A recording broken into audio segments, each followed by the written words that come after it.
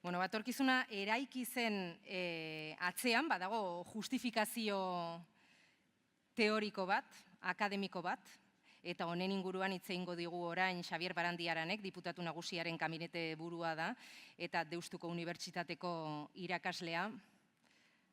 Claro, azkenean, programa guztia hankasgora jarri zaigunez, uste dut mikrofonoa jartzen ari dela, baina Xabier badagoela prest, bai? Ongi etorri, Xabier.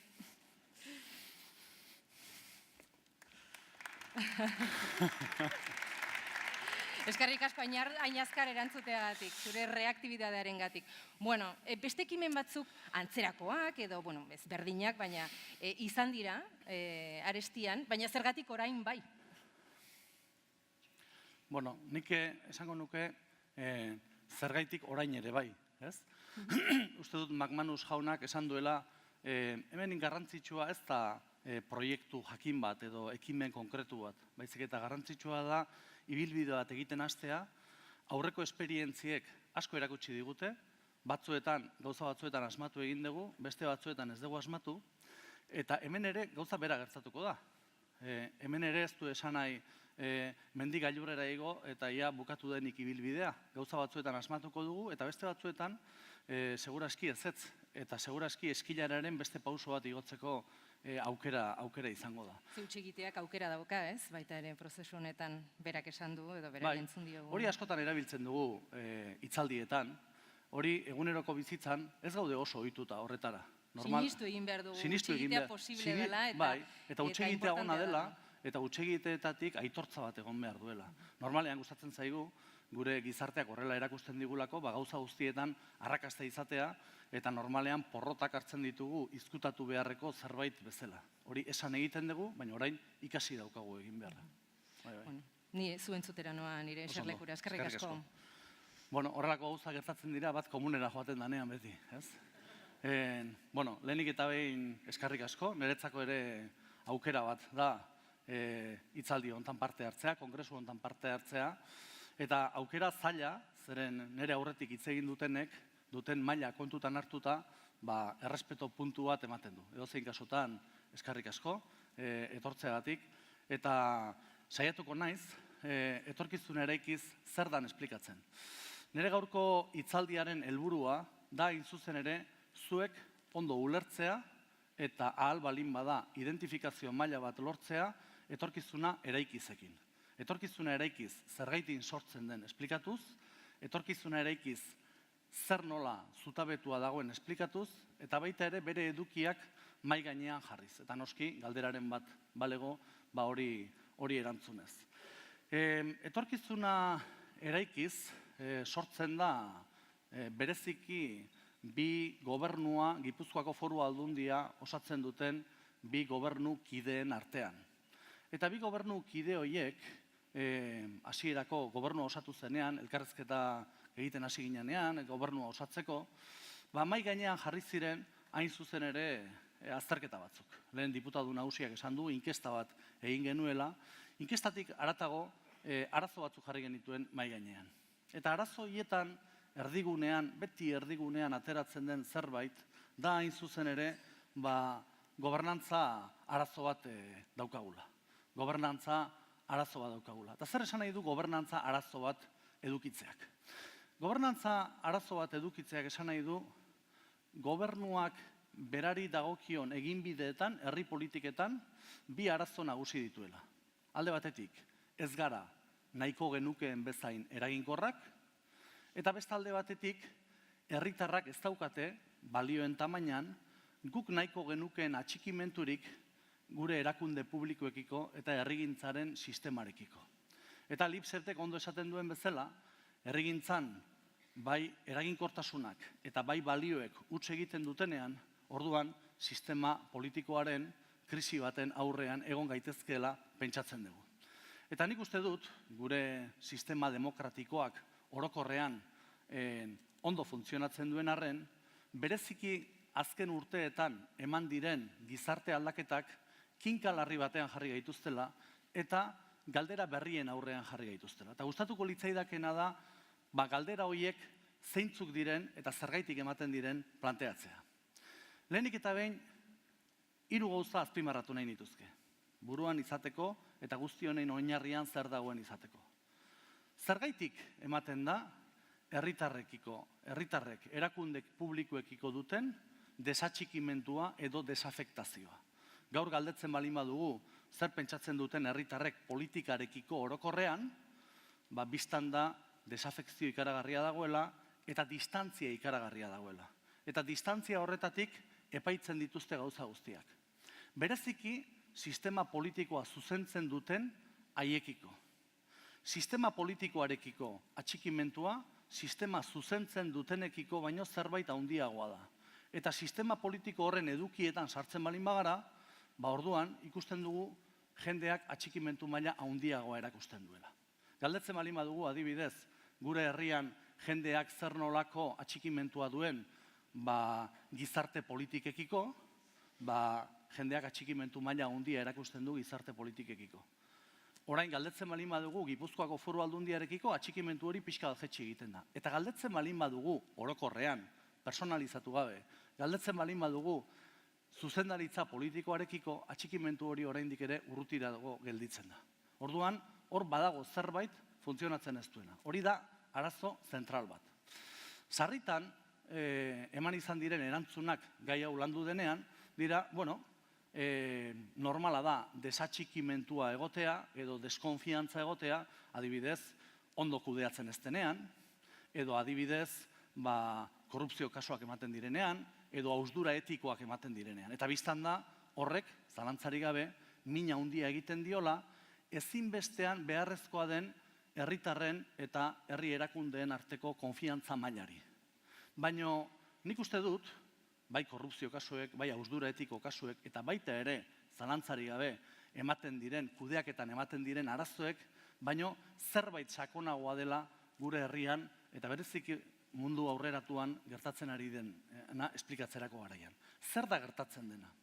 Nagusiki gertatzen ari dena da, globalizazioak eta garapen ekonomiko hori esplikatzen dutela neurri handi batean, hain zuzen ere, zer nola ematen ari den aldaketa sistema politikoan.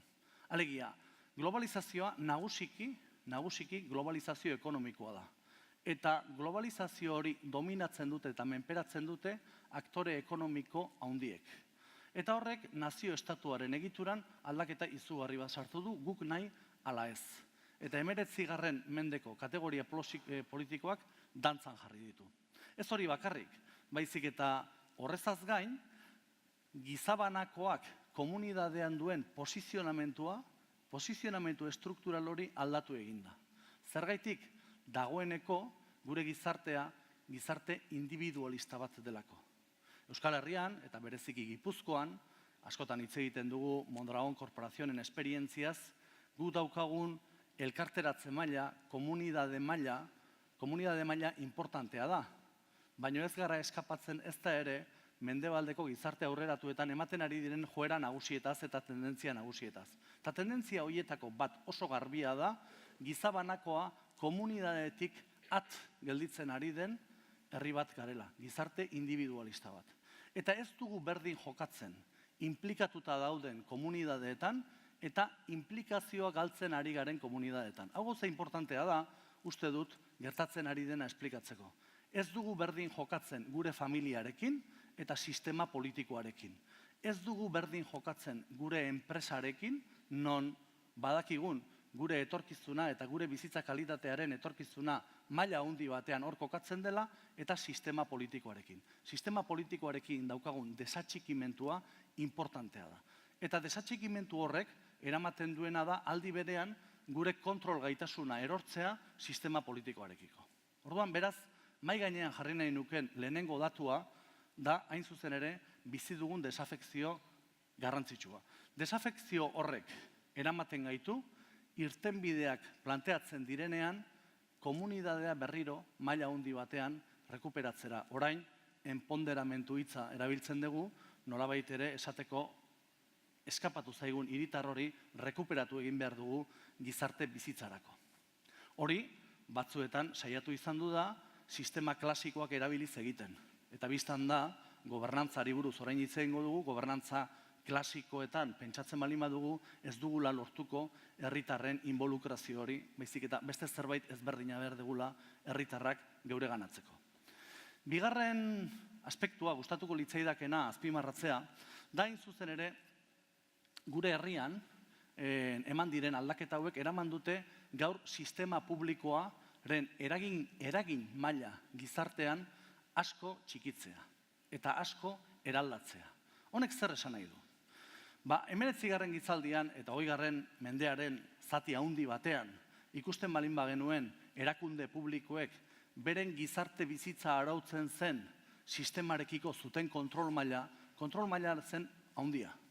Eta beraz, batek egin zitzazken nola baiteko plangintzak, asmoak, zeren hain zuzen ere herrigintzaren variable asko, nazio estatuaren logika hortan, kontrolpean zeuden, eta sistema publikoak era batera edo bestera kontrolatu egiten zituen. Gaur, errealitate hori ez da horrela, eta errealitate horrek lertu egin du. Eta gaur, erakunde publikoek gizarte bizitzan duten eragin maila asko jaitsi da. Eta zergaitik jaitsi da asko? Hain zuzen ere, gure gizarte bizitzaren espazio vitalak, mugikortasunari dagokionean, nortasunaren garapenari dagokionean, eta abar, espazio zabalagoak direlako. Gaur esparru ekonomikoak ez du koinziditzen nazio estatuarekin. Eta gaur, hain zuzen ere, ematen ari diren gizarte sare askok ez dute koinziditzen administratiboki egitura politiko jakin batekin. Eta horrek, egitura politikoaren eragin maila asko abailtzen du eta asko txikitzen du. Eta beraz, hausnarketa bat egin beharrean gaude, nola lor genezaken, hain zuzen ere, sujeto bezala, gure gizartean eragitea eta gure gizartean dauden arazoei aurre egitea. Herri politika askok huts egiten dute, ez daukatelako neurri egokirik bere eskalan eta ez dituelako kontutan hartzen herritar hoiengan eragiten dituen faktore asko. Jarriko dut adibide bat soilik horrena. Gaur, sozializazio espazioak edo gizarteratze espazioak ez dira espazio batzuk mugatzen direnak adibidez lurralde jakin batetara.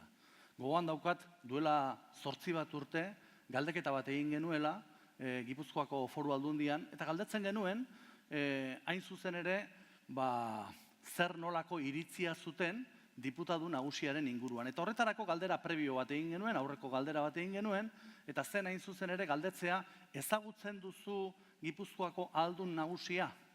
Hilabete batzuk ziren, Gipuzkoako Foru Aldundiak kudeatzen ari ginela. Eta aldi berean baita ere galdetu genuen, Estatu Batuetan garai hartan Barack Obama eta Hillary Clinton primarietan zeuden, eta galdetu egin genuen, hain zuzen ere, Hillary Clintoni buruz, gogoan daukat. Gipuzkoarren 80%ak ezagutzen zuen Hillary Clinton, eta Gipuzkoarren 21%ak bakarrik ezagutzen zuen Gipuzkoako diputatu nagusi berria. Horrek erakusten du, gure gizarte bizitza, gure sozializazio espazioak, hain zuzen ere, dagoeneko ez daudela mugatuta, hain zuzen ere, espazio lokal hori artikulatzen duen sistema publikora. Eta hirugarren elementu importantea, aurreko biekin lotuta dagoena, da hain zuzen ere, zer nolako konplexutasuna hartu duen gure gizarteak. Zer nolako konplexutasuna hartu duen, bere balioetan, bere jokatzeko moduetan, bere sentitzeko moduetan, eta bere bizitza egituratzeko moduetan. Eta horrek zalantzarik gabe, askozaz ere zailagoa egiten du erakunde publiko batekiko atxikimendua. Egoera guzti honek aldatu duena da hain zuzen ere herritarren eta egitura politiko publikoarekiko dagoen komunikazio sistema. Komunikazio sistema hori gaur ezaugarri batzuk ditu. Ezaugarri horiek nahiko berriak dira duela urte batzuk bezala hartzen baldin badugu. Zein da lehenengoa? Lehenengo ezaugarria da gaur erakunde publikoetan egiten den komunikazioa oso komunikazio superfiziala da herritarrekiko. Guk daukagun komunikazioa da sistema publikoan oso azkar kontsumitzen den informazio bat. Baina ez dago sakonerarik eta ez dago densidaderik. Alde batetik daukagu komunikazio arina. Bigarren ezaugarri importantea erakunde publiko eta herritarren arteko komunikazio hortan da komunikazio hortan dagoen konfidantza maila hain da bajua, nun interakziorik, harremanik ez dugu lortzen. Eta hori da hain zuzen ere, komunikazioan egon daitekeen arazorik larrienetako bat. Komunikazioak ondo funtzionatzeko bi personen artean, bi erakundeen artean, edo erakunde eta herritarren artean, behar dira bi gauza. Behar da konfiantza eta behar da interakziorako frekuentzia ziurtatuko duen sistema bat. Bi elementu horiek ematen ez balin badira, sistema gehiegi intermediatua balin badago eta aldi berean konfiantzarik sortzeko baldintzarik ez balin badago, orduan gobernantza publikoan arazo handi bat daukagu. Arazo hau ez da, hain zuzen ere, gurea bakarrik, gipuzkoarrona bakarrik edo euskaldunena bakarrik, arazo hau Europa mailan ematen den arazoa da eta bereziki industrializazio garapen maila handia izan duten herrialdeetan garatzen diren sistema politikoetan ematen da, baino guk ere badaukagu. Horri erantsi behartzaio gure herrian urte luzeetan bizi izan dugun auzi politikoa, konfliktibidade politiko horrek urte luzeetan utzi du baita ere askotan gizarte zatiketa, utzi du zatiketa politikoa eta utzi du hain zuzen ere gatazka asko. Eta horrek ere mesederik ez dio egiten gure gizarte integrazioari eta sistema politikoak behar duen, errekuperatu behar duen konfiantza mailari. Lehen aipatu dut gizarte individualista batean gaudela eta gizarte individualista hortan herritarrek sarritan politika konsumitu egiten dutela benetako eragile politiko izan ordez. Politika konsumitu egiten dute, hauteskunde batzuetan, edo politika konsumitzen dute, egun hauetan, sarritan, telebistaren aurrean jartzen garenean politika konsumitzen dugun bezala. Baina horrek ez gaitu komunitate bateko aktore politiko egiten. Egiten gaitu konsumitzaile. Eramaten dut argumentua behar bada esagerazio puntu batetara, baina uste dut oinarrian dagoen arazo nagusienetako bat benetan hau dela. Eta logika hortan, eragile politiko garrantzitsuenak praktikan bilakatzen dira alderdi politikoak. Baina bilakatzen dira alderdi politikoak oso kontestu konplikatu batean. Gizarteak politikarekiko ezer jakin nahi ez duen mundu batean, eta bilakatzen dira hain zuzen ere aktore batzuk sistema politikoaren gestioa egiten dutela hain zuzen ere, edo egiten dugula hain zuzen ere oso modu endogamikoan. Eta horrek eraman du sistema politikoaren privatizazio batetara. Eta sistema politiko privatizatu horrek uzten gaitu oso egoera konplikatuan, baita ere gizartearekin komunikatzeko. Gaur gazteek, nik tarteka komunikazioko eskolak ematen ditut unibertsitatean, eta nire ikaslei galdetzen diet tarteka adibidez ezagutzen dituzten politikari batzuk. Ez dute inor ezagutzen. Ez da bat edo beste ez dutela ezagutzen. Inoiz egin dut proba. Ezagutzen duzue Espainiako gobernuko ministroren bat? Ez. Ezagutzen duzue Eusko Legebiltzarreko politikariren bat? Ez. Ezagutzen duzue Eusko Jaurlaritzako lehendakariak kenduta norbait ezagutzen duzue? Ez. Ezagutzen duzue Gipuzkoako Foru Aldundiko norbait? Eta batek esan zidan, zer da Gipuzkoako Foru Aldundia? Ez? Horrek esan nahi du, horrek pentsatzera eraman behar gaitu. Horren aurrean, sistema politikoan zer egin dugu. Pentsatu dugu hori konpontzen zela sobreesposizio batekin. Pentsatu dugu hori konpontzen zela gure komunikazioa areagotuz espazio publikoan ateratzearekin.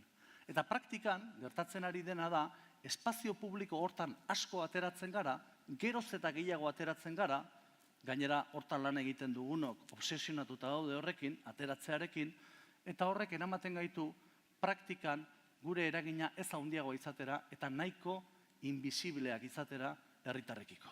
Beraz, arazoa beste nonbait dago. Eta arazo hori konpondu egin behar da.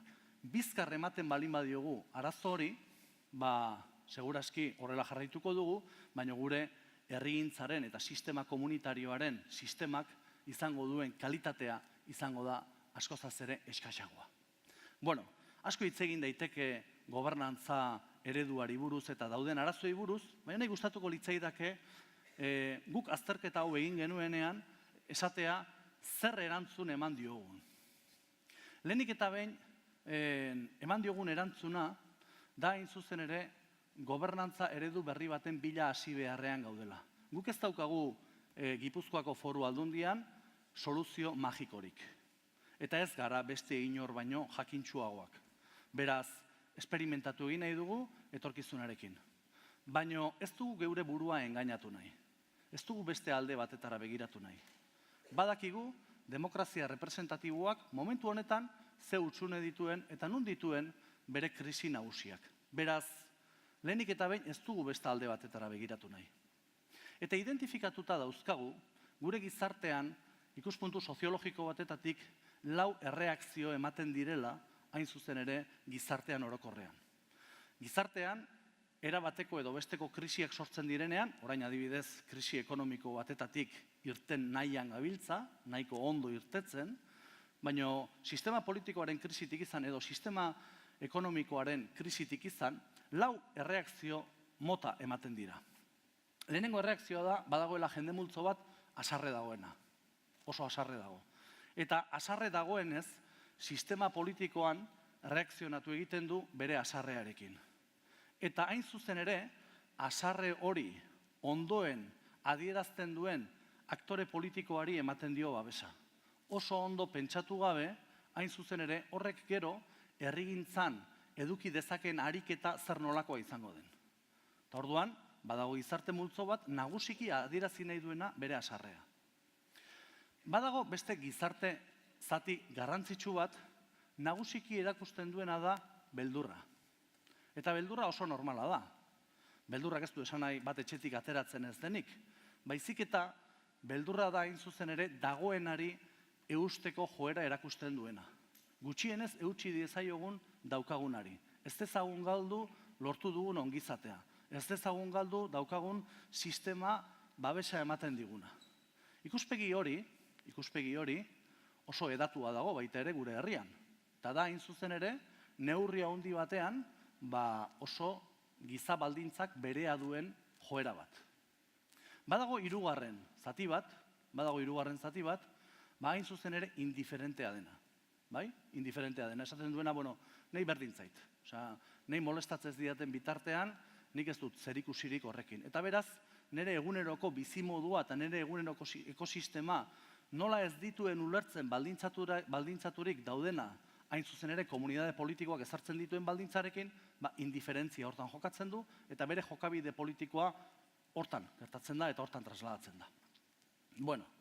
Eta badago laugarren elementu bat, badago laugarren joera bat.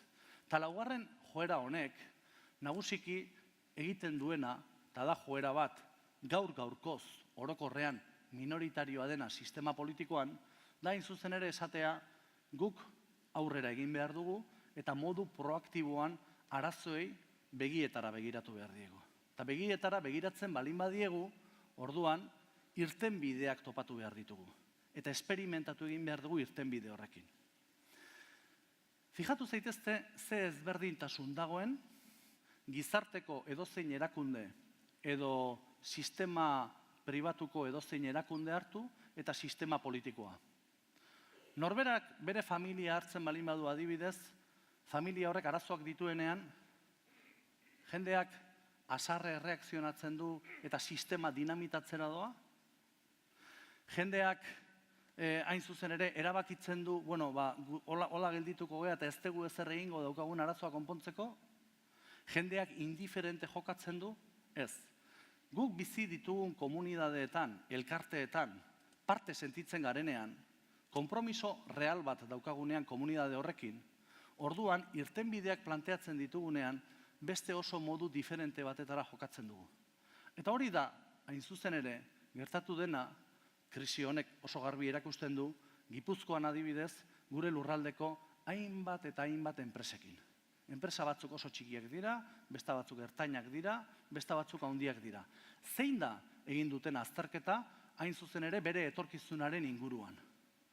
Eta lehenengo egin dutena da, bat, enpresaren parte sentitu dira. Bigarren egin dutena da, pentsatu dute etorkizunean, eta pentsatu dute mugitu egin behar dutela. Dinamika batzuk ezarri behar dituztela, aurrera egin ahal izateko. Eta aldaketak egiten hasi dira. Eta aldaketa horiek daukate zerikusia merkatu berrietara inkorporatzearekin, aldaketak zerikusia daukate ekoizpen katean balio erantsia sortzearekin, aldaketak zerikusia daukate kudeaketarekin, aldaketak zerikusia daukate barruan lan egiten duten personen perfilen eraldaketarekin, aldaketak zerikusia dute inguruarekin, harremantzeko ereduarekin, eta bar, eta bar, eta bar. Eraldaketa eta eraldaketa. Eraldaketa horretan dagoen ezaugarririk importanteenetako bat da, inplikazioa eta talde lana. Inplikazioa eta talde lana. Eta gure ustez, momentu honetan, gure lurraldeak, Gipuzkoak, behar duena da, baldintzak sortzen joan, hain zuzen ere, zertarako, geroz eta herritarren inplikazioa handiago bat izateko, eta baita ere, geroz eta inplikazio horretatik, geroz eta eraldaketa sendoagoak egiteko. Zeren, gu oraindik neurri handi batean bizi gara gure aurrekoek egin dutenetik. Neurri handi batean bizi gara gure aurrekoek egin dutenetik. Hona iritsi gara, ongizate maila handia daukagu. Hemen dago gizarte politiketako diputada, gure gizarte politikak hartzen baldin baditugu, gaur-gaurkoz, oraindik ere gizarte politika egokiak ditugu. Baina etorkizuneko erronkak ikaragarriak dira. Oso urte gutxian, gure piramide demografikoaren itxura oraindik ere aldatu egingo da. Eta aldaketa horrek erakutsiko digu, oso epe motzean 7.000 dependiente gehiago izango ditugula.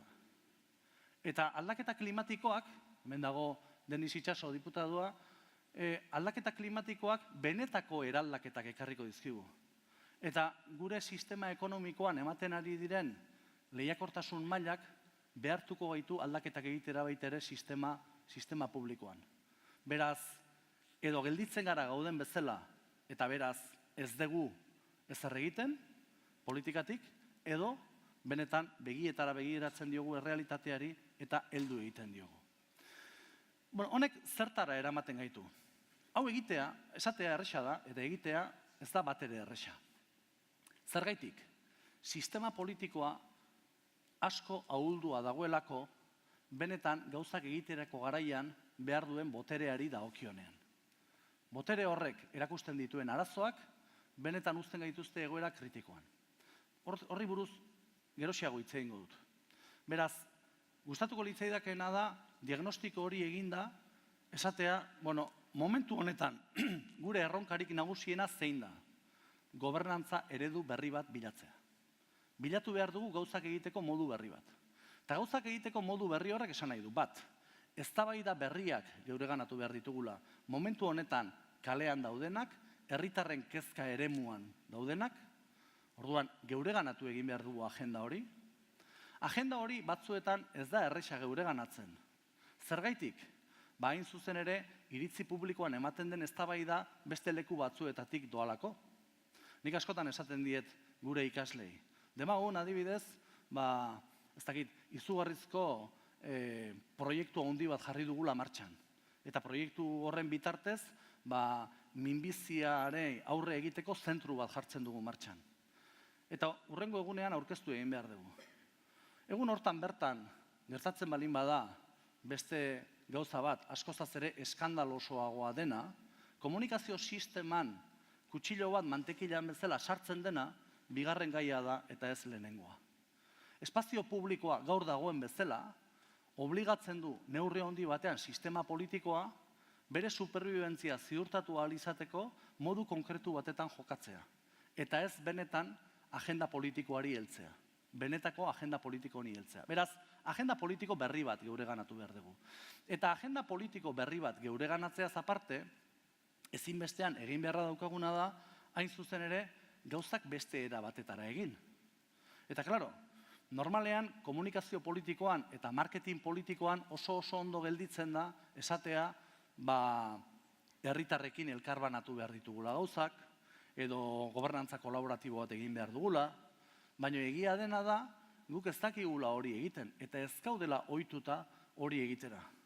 Zertara gaude ohituta?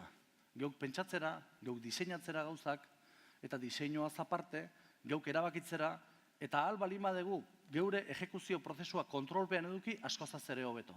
Eta hori oso urruti dago gobernantza kolaboratiboaren sistematik. Beraz, gobernantza kolaboratiboa esaten dugunean benetan, horrek esan nahi du, herritarrekiko harremana beste era batetara landu beharra daukagula. Gizarte eragileekiko harremana beste modu batetara landu beharra daukagula. Eta baita ere, Gipuzkoako Foru Aldundiaren gizartean duen papelaren presentzia beste modu batetara ulertu behar dugula. Eta horrek eramaten gaitu, bai edo bai, guk ezagutzen ditugun botere politiken eta botere logiken dekonstrukzio sistema batetara. Eta gobernantza sistema berriak hori erakusten du. Ikasi egin behar dugu herritarrekin beste modu batetara lana egiten, eta hori ez da izango urte bateko kontua edo 2 urteko kontua, hortarako baldintzak sortu behar dira, eta beste alde batetik entzun egin behar dugu agenda politiko berri horren deia. Hori da hain zuzen ere gobernantza sistema berriak hain zuzen ere planteatzen duena. Eta kontua da, eta hori nola egiten da? Hori nola egiten da? Guk bereizten ditugu hain zuzen ere gobernantzari buruz hitz egiten denean, eta hartzen balin bada mundu akademikoan dagoen bibliografia, gobernantzak nagusiki erreferentzia egiten dio ohiko administrazio publikoan sortzen diren arazoen kudeaketari. Eta hartzen da administrazioa eta esaten da hemen eraginkortasun arazo badago. Nola egiten dugu administrazioa eraginkorrago egitea? Hemen badago arazo bat, konfiantza arazo bat. Nola lortzen dugu parte hartze sistemak egituratzea ohiko administrazioarekin hori egituratu ahal izateko? New management bezala ezagutzen den logika hortan hartzen da gaur egungo administrazioa, eta administrazio horren bueltan, eta bereziki gobernu onaren pean dauden logikak aplikatzen dira administrazioko edozein gauzetara.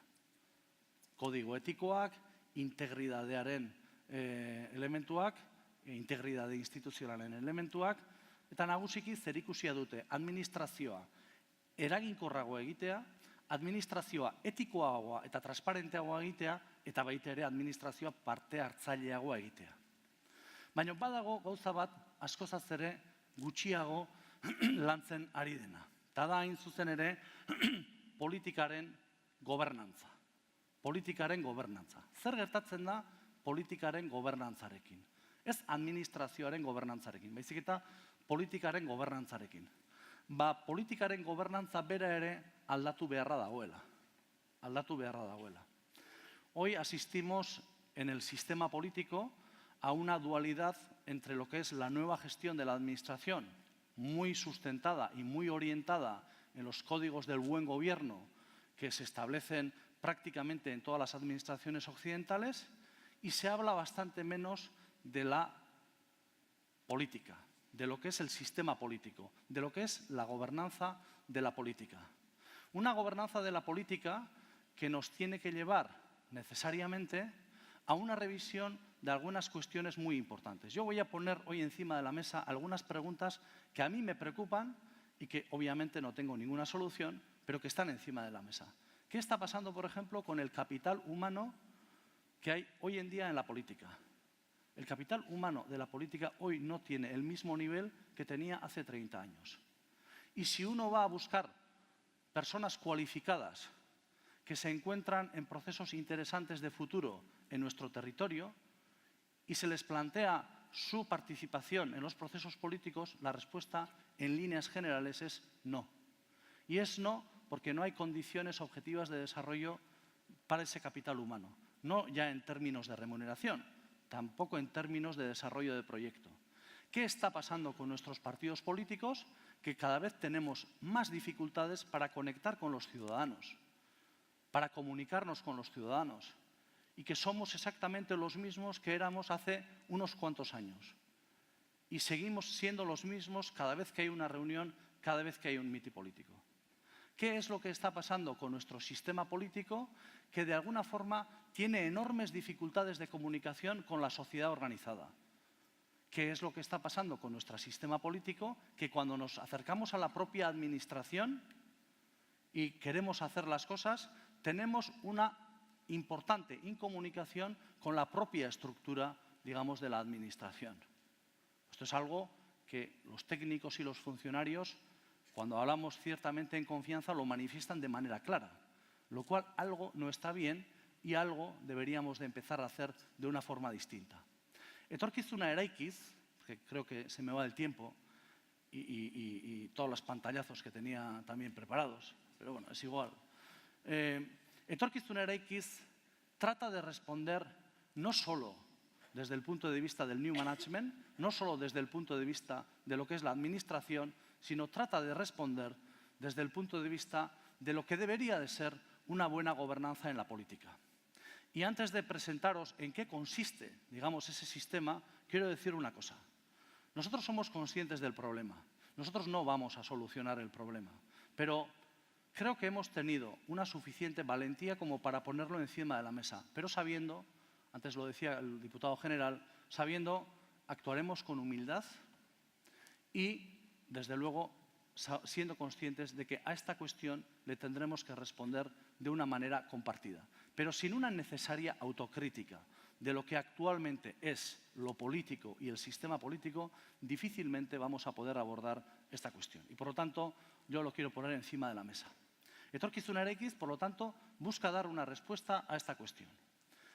Me gustaría explicar con una cierta profundidad qué es Etorkizuna eraikiz, porque en gran parte muchos de los problemas previos que he planteado desde el punto de vista de la legitimación del sistema institucional, desde el punto de vista de la dificultad y de la eficacia en la implementación de los sistemas políticos, etcétera, etcétera, pues están en cómo estamos intentando dar respuesta a las nuevas políticas públicas. Y, por lo tanto, creo que en esa formulación nos podríamos encontrar en la reflexión en torno a algunos problemas que tenemos. Etorkizuna eraikiz, antes lo ha explicado de manera más breve el diputado general, tiene dos grandes terrenos de juego. El primer terreno de juego tiene que ver con la reflexión. ¿Cómo hacemos compartir esta reflexión? ¿Cómo hacemos que todos podamos participar en esta reflexión? ¿Cómo podemos hacer un cierto empoderamiento de la sociedad civil en una lógica política orientada a la acción? ¿Cómo podemos involucrar a los ciudadanos? ¿Cómo podemos hacernos con esa nueva agenda política? De ahí que hemos creado un grupo que le hemos denominado Gipuzkoa Taldean, Gipuzkoa en Grupo, que tiene una finalidad. Y es, uno, vamos a pensar en qué vamos a hacer los próximos 10 años. El diputado general suele recordar muchísimas veces que la pregunta no es qué va a pasar, ¿no? En las instituciones públicas hemos hecho durante muchísimos años planes estratégicos, ¿no?, donde habitualmente solemos participar o los jubilados o los profesores universitarios y construimos excelentes escenarios que no se sabe si suceden o no suceden, porque esos planes estratégicos en la mayoría de los casos se quedan, digamos, en el cajón. No se ponen en marcha, ¿no? Eso no es problema de aquellas consultoras que participan o dirigen los procesos estratégicos, sino de un sistema político que hoy está bastante anquilosado en orden a establecer cambios. La inercia de la administración hoy arrastra al sistema político. Cuando hay cambios políticos de un grupo a otro, me es igual si la dirección política la ostenta el Partido Nacionalista Vasco, la Izquierda Abertzale, o el Partido Socialista, o el Partido Popular o Podemos, da igual, lo que cambia y la capacidad de cambio que tiene la administración, de facto, realmente es mínima. Es mínima. Primero, porque las administraciones tienen muchos aspectos ya muy consolidados, lo cual está bien. En segundo lugar, porque hay muchas inercias. Y en tercer lugar, porque el nivel de capacitación de esas estructuras con sus inercias es sustancialmente mayor a la dirección política que le da una impronta al sistema institucional. No hay tanta diferencia entre una opción política y otra porque el propio sistema político tiene una serie de problemas que lo hacen estructurales. Bien, sigo con Etorkizuna eraikiz y con Gipuzkoa Taldean, el primer terreno de juego. Gipuzkoa Taldean pretende reflexionar de manera compartida sobre la base de dos condiciones.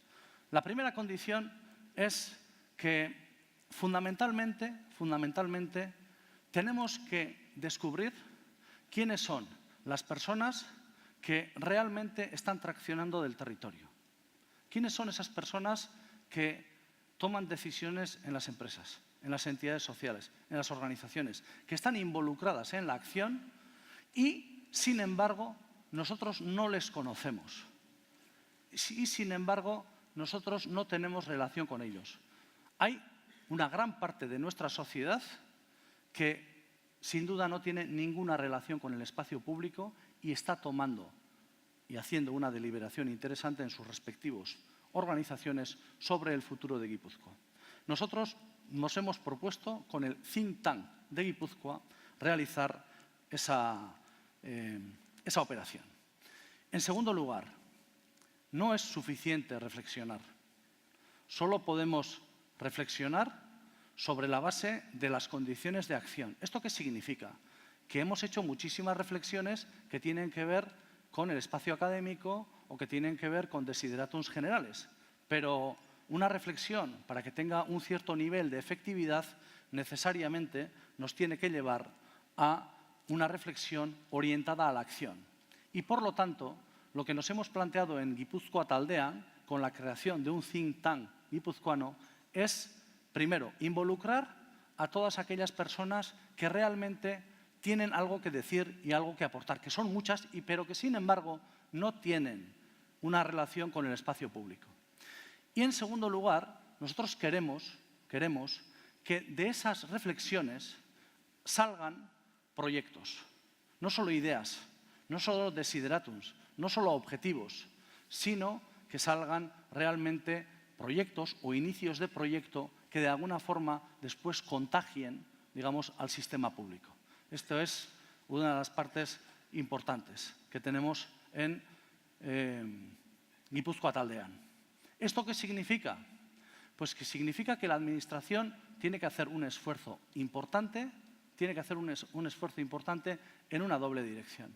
Primero, en una dirección externa, involucrando realmente a esos ciudadanos, demostrándoles que esto no es una operación de marketing. Una cosa que vamos a tener que demostrar si queremos que todo esto funcione, que esto no constituye una operación de marketing, sino que es una tendencia que quien venga después lo va a poder mejorar, lo va a poder aplicar, va a poder hacer cosas, pero en ningún caso una operación de marketing. Porque hoy, cuando llamamos a los ciudadanos y a las ciudadanas, les llamamos a procesos de participación, en la mayoría de los casos vienen aquellos que ya se han identificado previamente con nosotros, pero eso es como vender frutas a un frutero, no sirve, ¿no? Nosotros queremos que los ciudadanos participen, aquellos que piensan de manera diferente, aquellos que tienen una posición a veces contraria a nuestros elementos, aquellas personas que tienen algo que aportar. Bien, y también tenemos que hacer un esfuerzo, digamos, de cara adentro, de cara a la propia Administración. No comunicamos con la estructura técnica, digamos, de la casa. No comunicamos en líneas generales.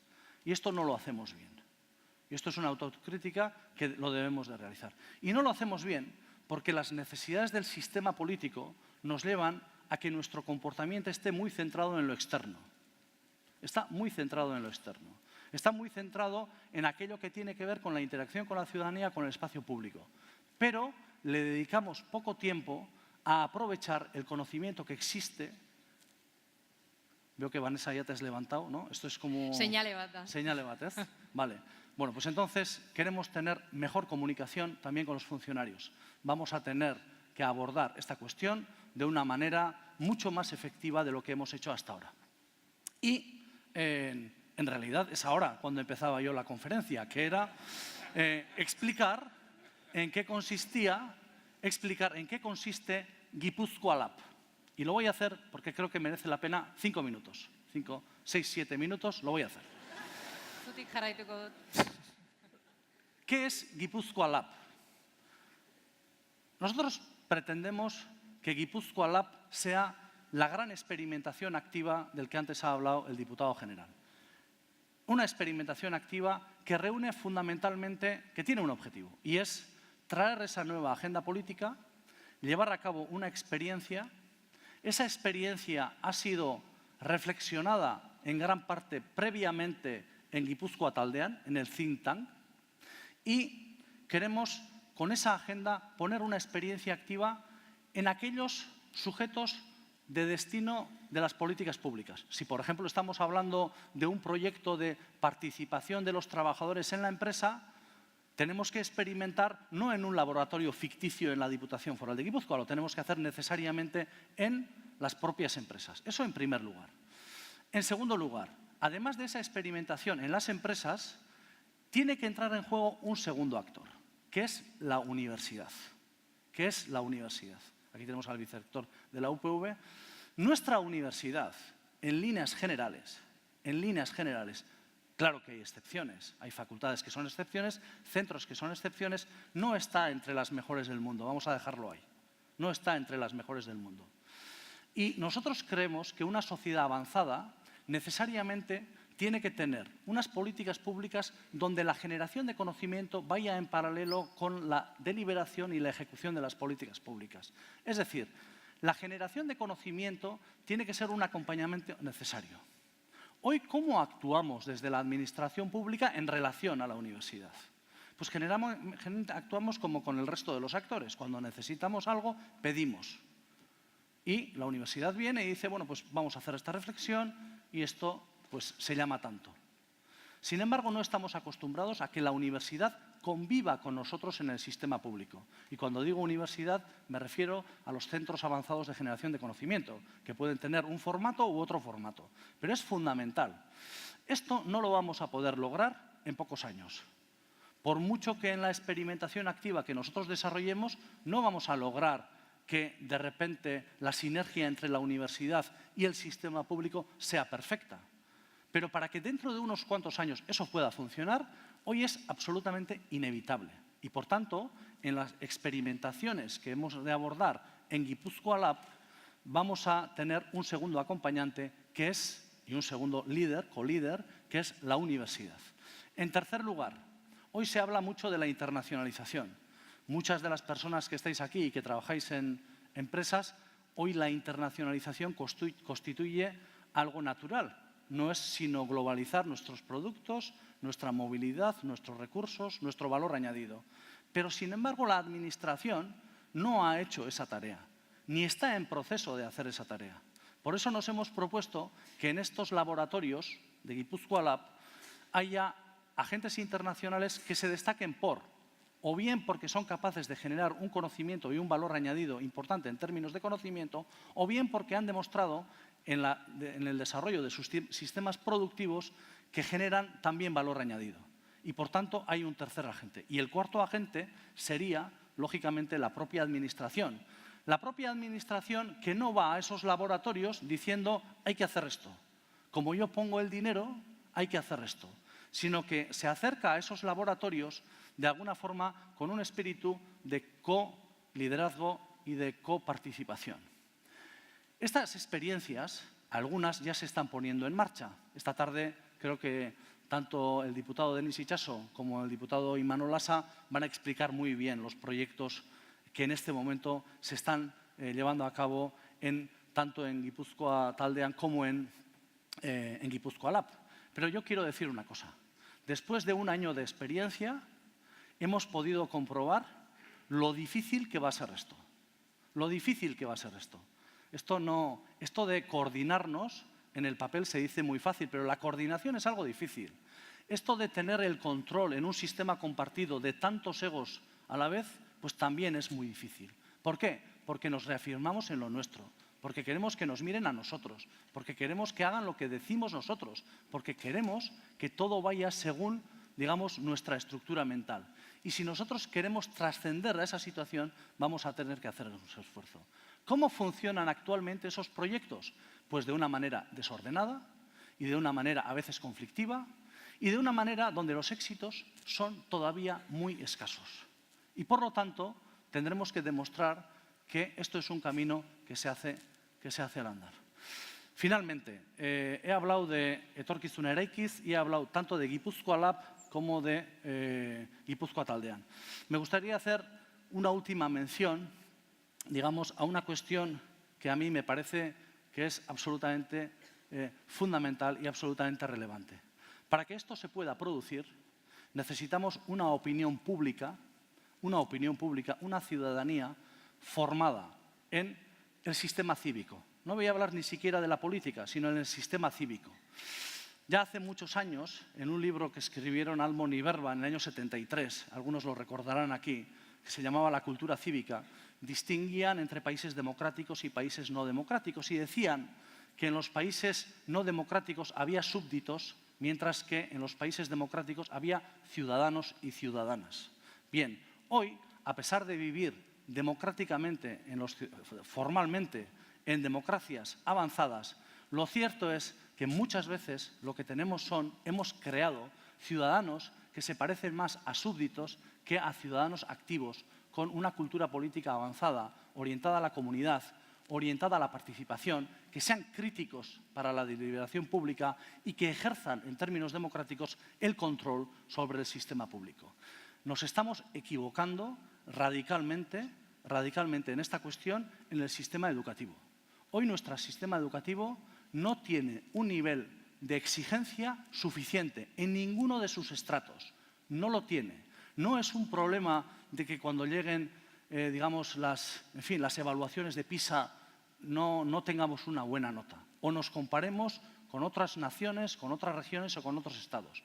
Lo cierto es que un sistema, digamos, de opinión pública crítica y avanzada, una democracia avanzada, una sociedad avanzada, requiere de un sistema educativo que tiene que ser necesariamente exigente, muy exigente, en la creación de personas con valores y, por supuesto, con enormes conocimientos, pero sobre todo personas sólidas que sean capaces de crear una sociedad, una comunidad que sea capaz de controlar al sistema político, pero también a la vez de participar.